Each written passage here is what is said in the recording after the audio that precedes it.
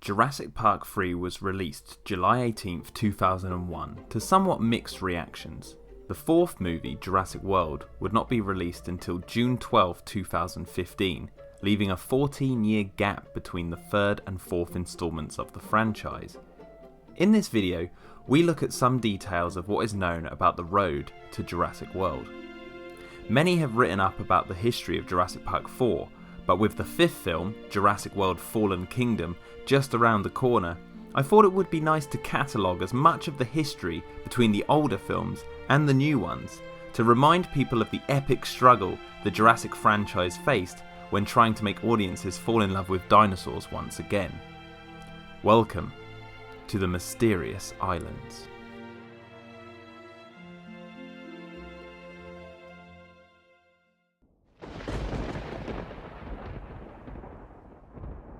Even before the release of Jurassic Park 3, there were rumours floating around that Jurassic Park 4 was in development, with Sam Neill and Vince Vaughn set to return as the characters of Alan Grant and Nick Van Owen. The rumours also stated that Jurassic Park 3's director Joe Johnston was set to direct. However, Johnston himself denied the rumours in March of 2001 during an interview with Dan's JP3 page, stating, "Totally crazy. But I know how this particular rumour got started. Stephen and I were discussing an idea for the fourth one, and I said, with heavy sarcasm, I can't wait to get started on that one. I guess whoever overheard me didn't pick up on my tone." Later, in May of 2001, Universal announced that Jurassic Park 4 had begun early development, and with the third instalment becoming a moderate success, things were beginning to get underway. Early 2002 saw Joe Johnston leave the JP4 project to pursue development on Hidalgo. However, in June of that same year, Steven Spielberg was interviewed by Starlog magazine, in which he said, "We actually have a wonderful story that I think is the best story since the very first movie. In fact, I wish it were the third story instead of the fourth one. It came late, but it is actually the best story I've heard for a dinosaur movie since the Michael Crichton book, and I'm not going to tell you anything about it. My lips are sealed." By November of 2002, William Monahan was hired to pen the script. The first draft was completed in July of 2003. Not much is known about this version of JP4, however the details that do exist paint an interesting picture. Supposedly, it was set 12 years after Jurassic Park. The dinosaurs have drifted into urban legend, many stating they never existed, despite hundreds of people seeing the Tyrannosaurus stomp through San Diego in The Lost World. Small unidentified lizard-like creatures show up on mainland Costa Rica, causing a major disturbance, and a team of experts led by Alan Grant and Ian Malcolm are sent to find out what is happening. As it turns out, the dinosaurs are breeding at such an alarming rate, claiming territories on the neighbouring islands, which threatens life on the mainland, and the team must find a way to avoid disaster. However, this version did not last long after Monahan left the project to work on Kingdom of Heaven. 2004 was a big year for Jurassic Park 4, with a lot of news hitting the web and reports coming in left, right and centre. Rumours claimed that Keira Knightley had auditioned for a role and that director Alex Proyas was eyed to helm the project, although later he would deny the rumours, stating, "I am very uninterested in doing Jurassic Park 4. Also that year, during a BBC Radio 5 interview, Richard Attenborough accidentally let slip that Spielberg had contacted him about returning to the franchise to play John Hammond once again, which he seemed very excited about. A spy report in June of 2004 claimed that the film had been pushed back from summer to winter of 2005. Alan Grant was not returning, but Ian Malcolm and John Hammond would. The Spinosaurus would return as the main theropod alongside the Raptors, as well as a selection of marine reptiles. With this same report came the news that the studio was now looking to John Sayles to take over the writing duties, the last of which turned out to be true.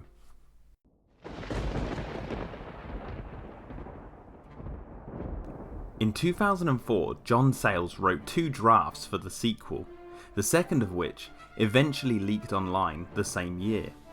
This script has since become one of the most intriguing and infamous aspects of the franchise as a whole, and worth checking out for any Jurassic fan or movie lover out there.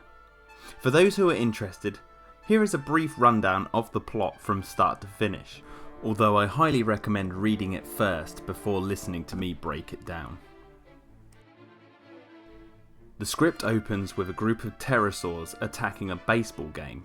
It is widely thought that these pterosaurs were meant to be the same ones seen flying off into the sunset at the end of Jurassic Park 3. The eyes of the world fall onto the Costa Rican coastlines as Compsognathus and other small dinosaurs appear on the mainland, causing concerns for the inhabitants there and the ecosystem as a whole. Nick Harris is an ex-military hero hired by John Hammond to retrieve the Barbasol can left by Dennis Nedry, in order for Hammond to create a group of sterile, aggressive animals which are designed exclusively to kill off the dinosaurs which have begun invading the mainland. This mission is top secret, as Hammond has since lost control of InGen, and Isla Nublar is now controlled by a Swiss company known as the Grendel International Corporation. Once on Nublar, Nick encounters raptors which spring from holes in the ground like trapdoor spiders and a group of security personnel from the Grendel Corp. He fights his way to freedom even after his plane is attacked by a huge sea-bound reptile called a Kronosaurus. But once back on the mainland, Nick is captured and knocked unconscious. He awakens in Switzerland, inside a medieval castle hidden in the mountains, and offered the chance to work for the Grendel Corporation, who try and persuade him to give up the information and the whereabouts of the Barbasol can, which he has since hidden. Nick agrees to help them, but doesn't give up the information as he knows it's his only bargaining chip. He eventually meets Baron von Drax, the CEO of Grendel International, who is running secret experiments into the genetic tampering of dinosaurs, fusing their genomes with DNA from other animals. Nick is introduced to a pack of Deinonychus, whose DNA has been spliced with that of dogs and humans, namely DNA from the Baron himself, all of which can camouflage to their surroundings like chameleons. Like those we would see later in Jurassic World, these raptors would be given code names: Spartacus, Hector, Orestes, Perseus and Achilles, each of them controlled via a gizmo attached to the sides of their head. These devices inject certain chemicals into the animals which cause them to obey commands, well, for the most part.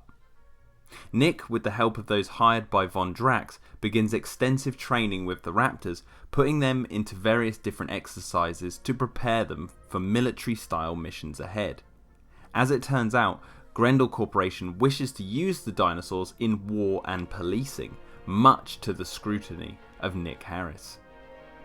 Their first mission takes them to Tangier to rescue a 10-year-old girl who has been kidnapped by a group of terrorists. It's a brutal success, with the Deinonychus tearing the men apart and rescuing the girl in a hail of gunfire and teeth. The mission was a success. Upon returning to the castle, the team is met with thunderous applause from Baron von Drax and company. However, when the training continues, one of the Deinonychus, Achilles, goes rogue and tests the limits of what rules can be broken, almost being terminated as a result. The Baron becomes very impatient at this time too, and threatens Nick with a crossbow to try and get the information surrounding the whereabouts of the Barbasol can. Nick tells him the location of the can after he agrees to free Maya, a scientist who works for Grendel, once the next mission is over. Eventually, they would go on a larger mission with higher stakes to rescue a group of hostages being held by a drug lord in South America. However, this mission would also serve as a demonstration to several high-end corporations looking to invest in the latest military technology. The investors get a shock, however, when they see on the observation monitors dinosaurs parachuting into the mission. All 5 Deinonychus, a couple of Dilophosauruses, codenamed Casper and Pollux, and one unnamed Ankylosaurus, all fitted with armour and guns. The dinosaurs storm the drug lord's hideout and once again rip through waves of henchmen, leaving only the hostages alive. It is at this time that it's revealed Nick replaced the embryos in the Barbasol can with the genes from hoptoads, much to the displeasure of the Baron. Things begin to go south for the mission when the dinosaurs turn their attention to their implants and remove them, disappearing into the jungle. Nick and the rest of the Grendel Corporation employees are driving to assess the damage when the animals burst from the jungle and begin to attack, killing the Baron and a few others. Achilles is killed in the process, and the other raptors leave Nick and Maya alone, returning to the jungle once more. The story ends with Nick revealing to Maya he had already sent the embryos from the can to Hammond, saying, "My deal was with John Hammond. What he does with them, well, let's hope it turns out better than the last time." A lot of the ideas present in the Sayles script, which in turn were retoolings of concepts brought up in Monahan's unseen version, which must be noted came from the mind of Spielberg himself, eventually would filter through to Jurassic World. The concept of trained animals and extensive genetic modification would feature predominantly in the form of Owen's pack of raptors and the Indominus Rex, however envisioned in a much more believable way compared to what was on the pages of John Sayles' second draft. That doesn't mean it's a bad read. I for one really enjoy reading John Sayles' script from time to time, as it's a fascinating piece of Jurassic Park history and a reminder of just how crazy and outlandish the fourth installment could have been. But it doesn't end there. It was revealed later that John Sayles wrote yet another draft after the one which leaked, in which concept art was drawn up by Carlos Huante, some of which eventually made its way online and showcases even wackier designs than those described in the leaked script. Most notably, the Raptor Man, a dinosaur-human hybrid with a gun for an arm. All of Carlos's artwork and much more can be viewed on his website, so I highly recommend checking it out. It's a fascinating look at an interesting chapter of JP4's history.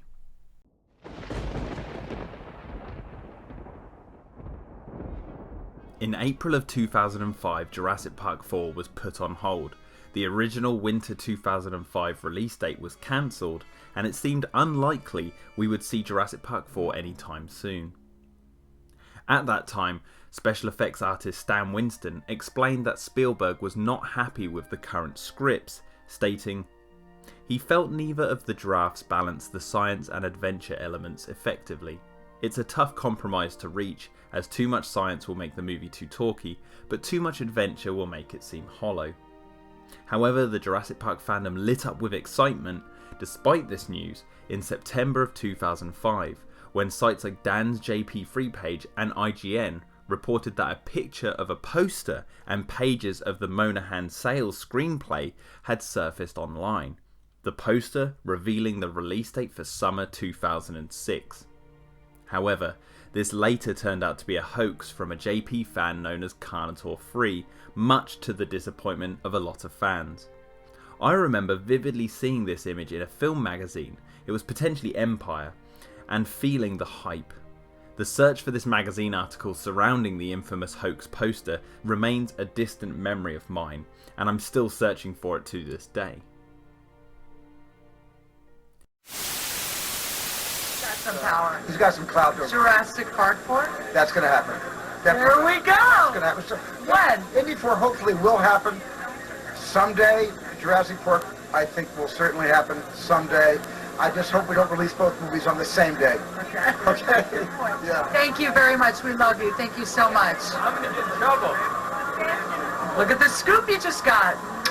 In early 2006, Ain't It Cool reported Joe Johnston had returned to the project and begun working on a new script with resident Jurassic Park paleontologist Jack Horner.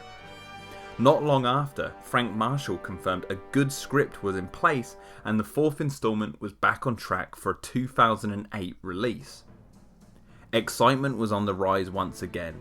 Frank Marshall would clarify in April during an interview with Empire magazine that an idea was in place, but a script wasn't written yet, despite what he had said in February. It seems that everyone was game to make Jurassic Park 4 happen, but finding the golden story idea was as hard as finding real-life dinosaur DNA. Virtually impossible. 2007 would bring more confusion into the fray when Laura Dern teased her return to the franchise during an interview with MTV, saying, It is happening. Rumour has it Ellie Sattler may be back in the woods, back on the island. I have a date with a dinosaur again. My 5-year-old will be thrilled. And in August later that year, it was rumoured that JP4 was entering the casting phase and would still retain dinosaurs being outfitted with weapons. Was this story with Ellie Sattler a retooling of what had been seen in the Sayles script, or was it something completely different? We may never know, as this period of Jurassic Park 4's history is still shrouded in much mystery. 2008 was potentially the lowest point for any Jurassic Park fan and those who were working on the films. In 1 year, effects auteur Stan Winston and the creator of Jurassic Park Michael Crichton both passed away. After which, during an interview with ComingSoon.net, producer Kathleen Kennedy said it was probably time to leave Jurassic alone. You know, when Crichton passed away, I sort of felt maybe that's it. Maybe that's a sign that we don't mess with it. At this time, Jurassic Park fans thought this was the last we would ever hear about the 4th installment. However, in the last months of 2009, Joe Johnston spoke to Screen Rant about his wishes to be involved with Jurassic Park 4 if it was ever to come back to life, stating he knew the direction they wanted to take it and it would be nothing like the first 3 movies. Well, there is a great story for the 4th one that I would be interested in getting involved with, and it's nothing like the first 3. It sort of takes the franchise off in a completely different direction, which is the only way I would want to get involved. Also around 2009, Jack Horner had begun writing his book, How to Build a Dinosaur, which was rumoured to be a companion piece with Jurassic Park 4. However, it would turn out his book would be released the following year, predating Jurassic World by 5 years. Joe Johnston would again reveal more about the proposed ideas surrounding JP4 during an interview with MovieWeb. Well, there is going to be a Jurassic Park 4, and it's going to be unlike anything you've seen. It breaks away from the first 3. It's essentially the beginning of a second Jurassic Park trilogy. It's going to be done in a completely different way. That's pretty much all I can tell you. This tiny bit of news was very exciting, as it was not only the first time fans had heard any news for almost a year, but the first time it was revealed there were going to be more films beyond number 4. But things went quiet again, and nothing much was heard beyond speculation. In January of 2011, the title Jurassic Park 4 was spotted on a daily shooting schedule at the Universal Studios backlot, supposedly taking up several stages. However, Universal quickly denied that Jurassic Park 4 was in production and had no idea why it was listed on the production board. The speculation continued until San Diego Comic-Con later that year.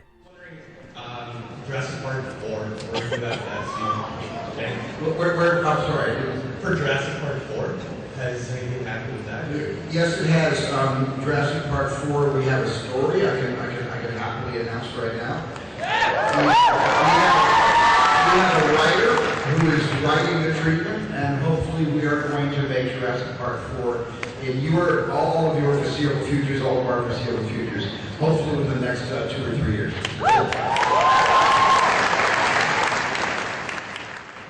At San Diego Comic-Con, Steven Spielberg confirmed that Jurassic Park 4 was back. They had a story in place and a writer working on the project. That writer would later turn out to be Mark Protovich, who met with Spielberg twice that year. At the same time, Joe Johnston revealed that he had some involvement at this time during an interview with Screen Rant, saying, "We are in discussions about Jurassic Park 4. The most important thing I can tell you is that it starts a new trilogy, and that it will go off in a different direction. A completely different direction that is very exciting, and different from anything we've seen. It starts with the history of the first trilogy, but it spins off in a completely different direction. That's all I can tell you." In December of the same year, Kathleen Kennedy would enforce why the wait was important during an interview with Collider. A great script is what it's gonna take to get a 4th Jurassic Park. We have a very high bar for ourselves because we're just like the audience. We don't want to make the movie if there's not a reason to make the film. So we've kind of created the dilemma ourselves, because it was never intended to be a franchise. So there's an argument to be made, why are you doing a fourth Jurassic Park? We've got to find a good reason for why we're doing the fourth one, and we're in the midst of working on that right now. It would seem that the only thing holding it back was the script, and evidence of this came in early 2012 when Mark Protovich left the project and the studio hired the writers of that year's surprise hit Rise of the Planet of the Apes, Rick Jaffa and Amanda Silver.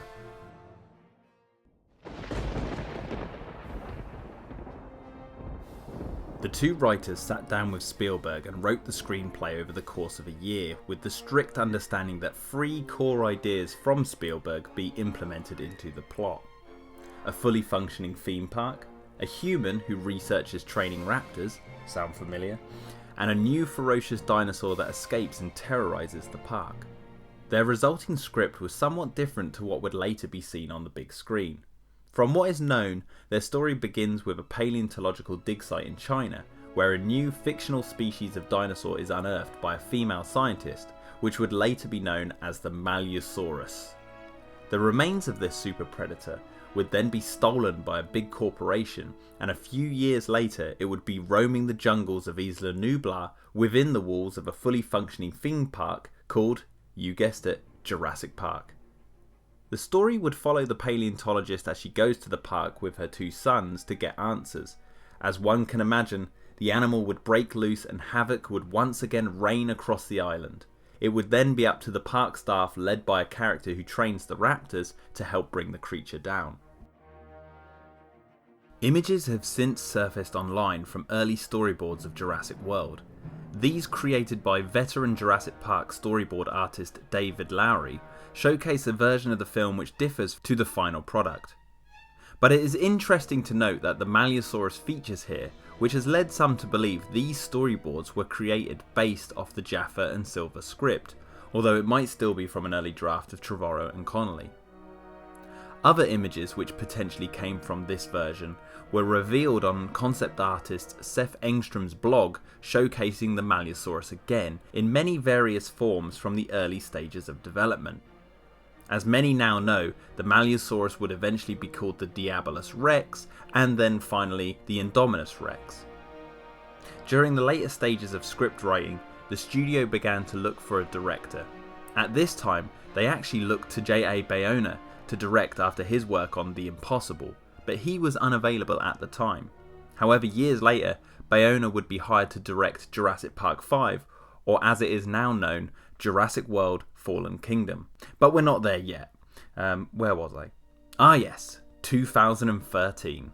Brad Bird, director of such films as The Iron Giant, suggested the producers seek out indie director Colin Trevorrow, as not only was his first feature film, Safety Not Guaranteed, a thought-provoking, well-made movie, but he was a huge fan of the Jurassic franchise too.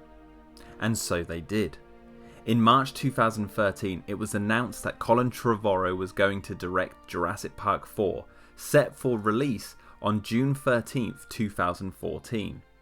However, it was not long before it was stated that once again they were going back to the writing stage, as Trevorrow felt it was necessary to write a story he could tell.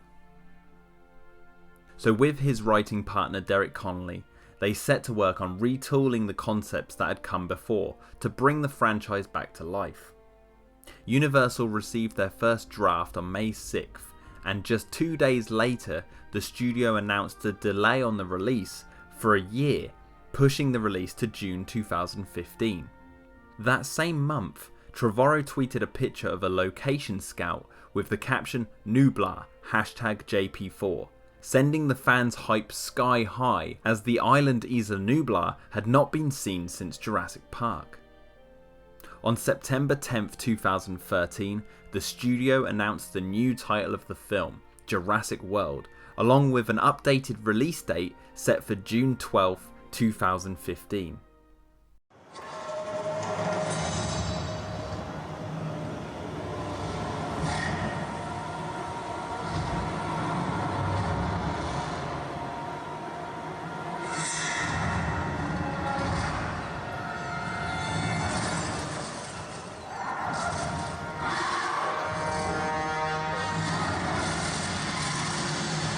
In that same month, a pitch trailer leaked online, showcasing a pair of Quetzalcoatlus terrorising surfers on a beach.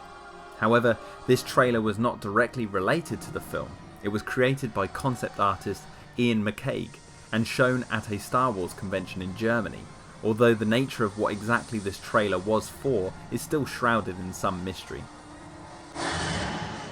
Meanwhile, in the middle of the Pacific on the Hawaiian Islands, Jurassic World's production was in full swing. Sets were being built, the dinosaur designs and cast were locked down, and after much patience from the fans and producers, the fourth Jurassic Park movie was finally being put to film. The fanbase had been in limbo for a long time, and with that came many fan-driven projects, from posters to fan art, which some of you watching may recognise, and scripts, where fans, myself included, would put pen to paper and try to deliver what they thought would be the perfect follow-up to Jurassic Park 3. However, the wait was finally over. Jurassic World was released June 12, 2015. It stomped across the box office of that summer, eventually becoming the third highest grossing movie of all time. It was a resounding success with audiences and critics alike, and for many, it was well worth the 14-year wait. The franchise was reborn, and it was not long until the studio greenlit the sequel, Jurassic World Fallen Kingdom, which is currently in the middle of production with a release date set for June 2018. I vividly remember how frustrating it was waiting during the time between 2001 and 2014, and I am still amazed that after all those years, Jurassic Park 4 became a reality. It could have very easily been a remake, but thankfully the studio kept their sights on continuing the beloved story, which inspired so many all those years ago. And now, just around the corner, we're actually getting a Jurassic Park 5. I guess one could say, life does truly find a way.